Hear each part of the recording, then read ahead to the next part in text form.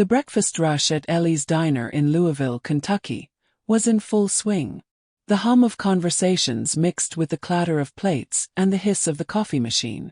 It was a scene of organized chaos, a symphony of busy mornings. Jenna, a 25-year-old waitress, darted between tables. Her hair pulled into a loose ponytail that threatened to unravel with every hurried step. She was exhausted. Her shift had started at dawn, and the sting of yet another rude customer was still fresh in her mind. She plopped a tray onto the counter, muttering under her breath as the cook slid another plate of pancakes toward her. "Table 7, he said without looking up, his voice gruff and impatient.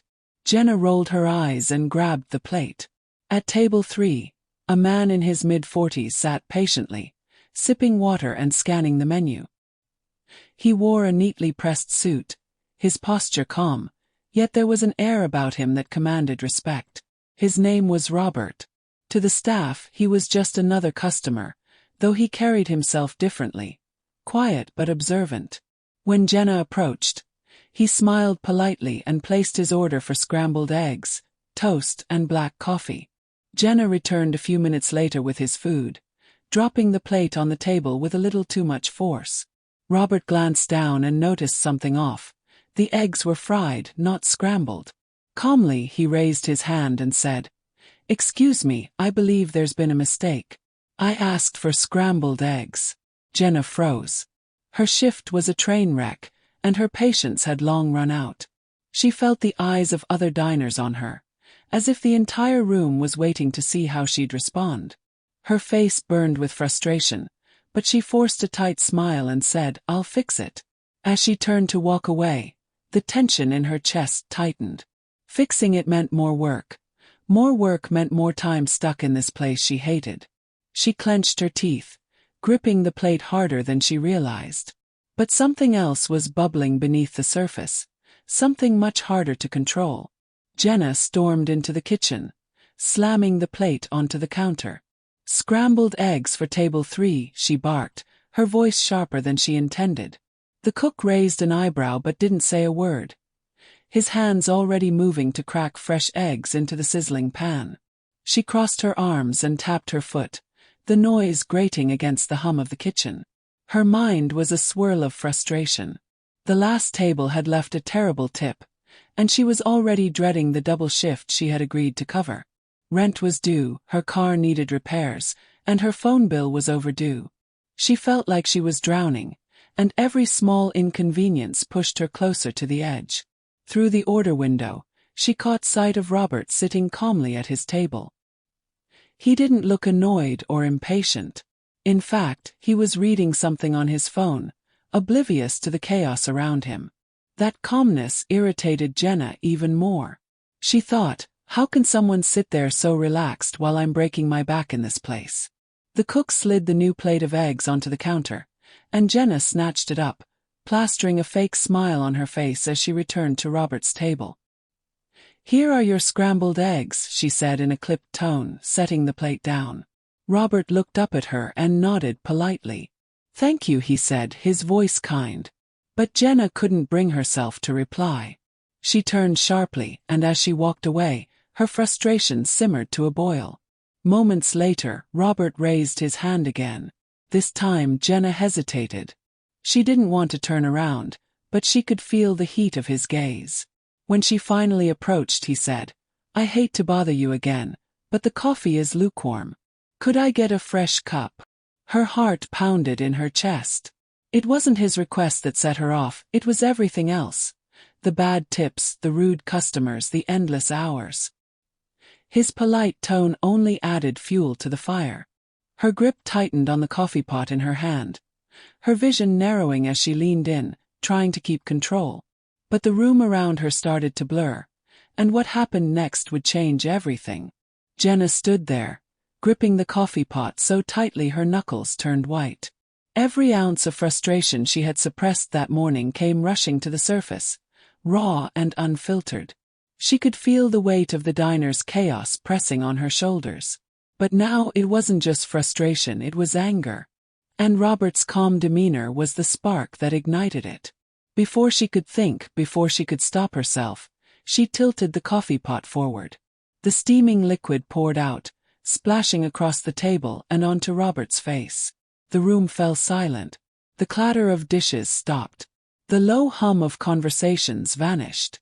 Every set of eyes turned toward the scene unfolding at table 3. Robert jolted back, his hand instinctively reaching for his face as the coffee burned his skin.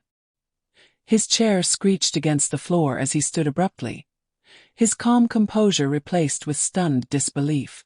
"What the hell is wrong with you?" he said, his voice sharp but controlled, as if he were trying to process what had just happened. Jenna froze, the pot still in her hand. The realization of what she had done hit her like a freight train.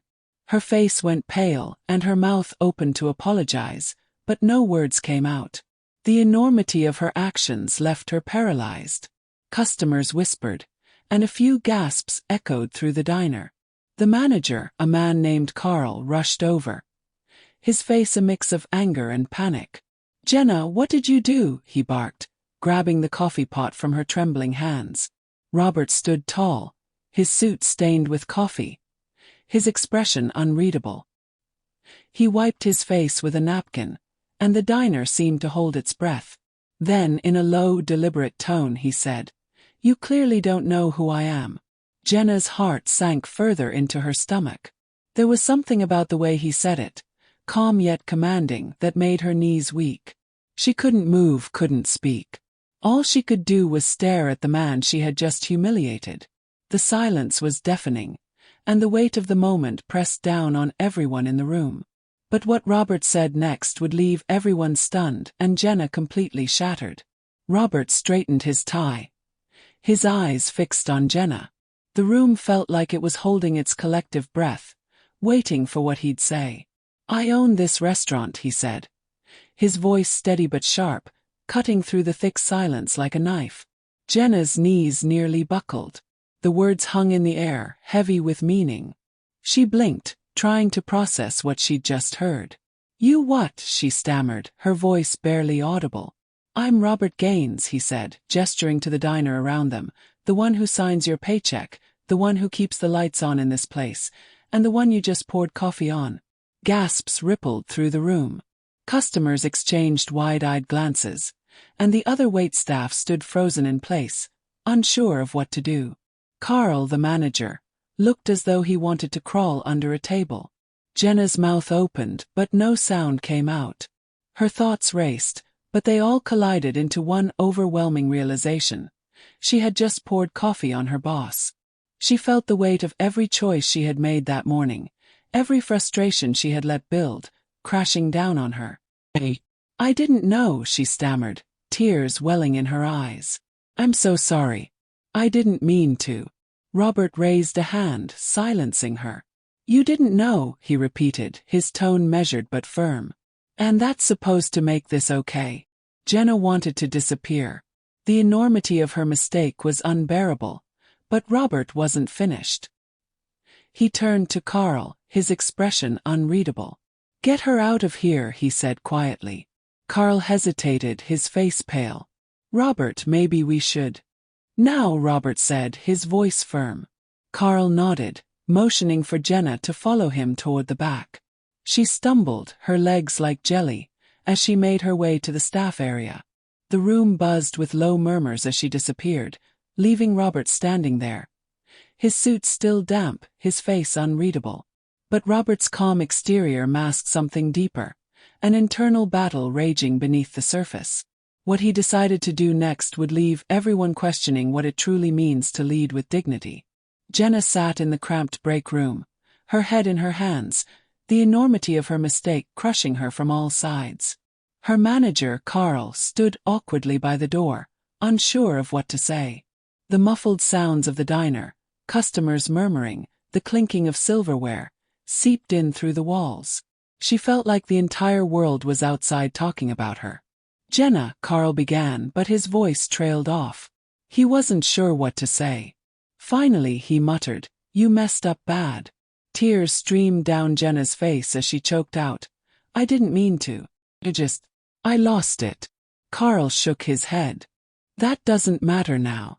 You poured hot coffee on the owner of the diner. I don't know how you come back from that. Meanwhile, out in the dining room, Robert stood near the counter, dabbing at his stained shirt with a damp towel. The other waitstaff hovered nearby, their eyes filled with a mix of concern and fear. Customers whispered, some pulling out their phones, clearly trying to snap pictures of the aftermath. One of the older waitresses, a woman named Denise, cautiously approached Robert. "Are you okay?" she asked softly, her eyes scanning his face for signs of injury. Robert nodded, though his jaw was tight. "I'm fine," he said simply. But the weight of the moment wasn't lost on him. He could feel the stares, the judgment, the unspoken questions. Why hadn't he exploded in anger? Why hadn't he fired her on the spot? He exhaled slowly, his mind racing. He was no stranger to prejudice, to being underestimated, to being treated unfairly. He had worked hard to build this diner into a community staple, to create a space where everyone was welcome. But this incident had struck a nerve. It wasn't just about the coffee. It was about the lack of respect, the careless way people could lash out at others without thinking of the consequences. And now, standing in the center of his own restaurant, Robert had a decision to make. One that would determine not only Jenna's future, but also the example he wanted to set for everyone watching. Robert stood still for a moment, his gaze sweeping across the diner, the staff, the customers. Everyone was watching him, waiting to see how he would respond. He felt the weight of their expectations, but he also felt the tug of his own principles. This wasn't just about one impulsive act. It was about what it represented. He walked toward the center of the room, his voice calm but firm as he addressed the crowd. "Accidents happen," he said, his tone carrying a gravity that silenced the murmurs. But what happened today wasn't an accident. It was a choice. A bad one, driven by frustration and carelessness. The room was silent, every word sinking in like a stone into water. He turned to Carl, who was still lingering near the break room door. "Bring her back out here," Robert said, his voice steady. Carl hesitated. "Are you sure she—" "I'm sure," Robert interrupted. Moments later, Jenna emerged, her face streaked with tears, her hands trembling. She couldn't meet Robert's eyes, but she could feel the weight of his gaze. She stood there, exposed and vulnerable in front of the entire diner. "Jenna," Robert said, his voice softer now but still commanding. "What you did was unacceptable, but this isn't just about you. It's about all of us, about how we treat people when we think no one's looking, about the assumptions we make and the anger we let control us." Jenna's voice was barely a whisper. "I'm so sorry. I wasn't thinking. I let everything get to me and I don't know how to fix it." Robert studied her for a moment, his expression unreadable. Then he said, "You fix it by taking responsibility, by learning from it, by doing better." She looked up at him, her eyes wide with surprise. Are you firing me?" He paused, letting the question hang in the air. Then he said, "No, not yet. But you're on probation, and you're going to take the next month to prove to me, to yourself, and to everyone here that you're better than this." The crowd murmured, some in disbelief, others nodding in understanding. Jenna's tears flowed freely now, a mix of relief and shame washing over her. "I will," she said quickly. "Promise. I'll do whatever it takes." Robert nodded, then turned to the rest of the diner. "This is a reminder to all of us," he said. "We don't know what someone else is going through, but that's not an excuse to lash out. Respect isn't optional. It's the bare minimum." The room was silent, not from shock, but from reflection. Robert's words lingered, planting seeds of thought in everyone present. He turned back to Jenna, his voice gentle now. "Go clean yourself up and then get back to work. We're not done here." The tension in the diner began to ease, though the weight of what had happened lingered in the air. Jenna quietly slipped away to the restroom, splashing cold water on her face and taking deep, trembling breaths. She stared at her reflection, her tear-streaked face a stark reminder of the moment she wished she could take back. But Robert's words echoed in her mind. "You fix it by taking responsibility." Out in the diner, the staff began moving again, cautiously returning to their tasks. The customers, still murmuring among themselves, slowly resumed their meals. But the conversation wasn't about the food anymore. It was about the lesson they had all just witnessed. Robert sat back down at his table, now cleared of the mess. Denise brought him a fresh cup of coffee, her hand steady as she set it down. "You handled that well," she said quietly, her voice filled with respect. He nodded but didn't say anything. His thoughts were elsewhere, reflecting on the incident and the broader implications. He didn't just want to run a successful diner. He wanted it to be a place where people treated each other with dignity. Today had been a painful reminder that such values couldn't be taken for granted. They had to be actively taught and lived. When Jenna returned to the floor, her movements were slower, more deliberate. She approached Robert cautiously. "Thank you," she said, "for giving me a second chance. I won't waste it." Robert looked up at her, his expression unreadable for a moment. Then he nodded and said, "Good. Now get back to work and remember, every interaction matters." The rest of the day passed with a renewed sense of purpose in the air. Jenna worked harder than she ever had before, not out of fear, but out of determination to make things right. The staff rallied behind her. The customers seemed more patient, and for the first time in a long time, the diner felt like a true community. Sometimes a single moment can reveal the cracks in our character, but it can also offer the chance to rebuild, stronger and more compassionate than before. Respect is a choice we make every day, and its ripple effect can change lives. If this story moved you, take a moment to reflect on your own actions. How do you treat the people you encounter each day? Let this be a reminder to lead with kindness and respect, even when it's hard. And if you enjoyed this story, don't forget to like, subscribe, and share. It's time we spread more of these lessons far and wide.